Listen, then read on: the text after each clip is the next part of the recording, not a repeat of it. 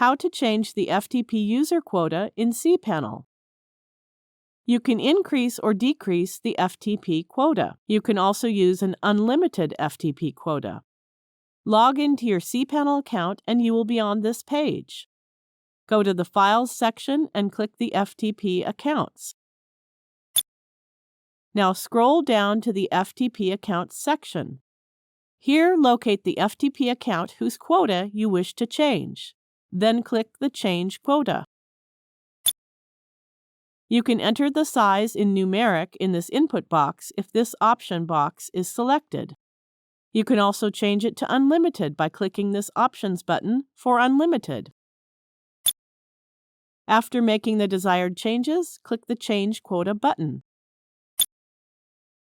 The quota has been changed. Thank you for watching.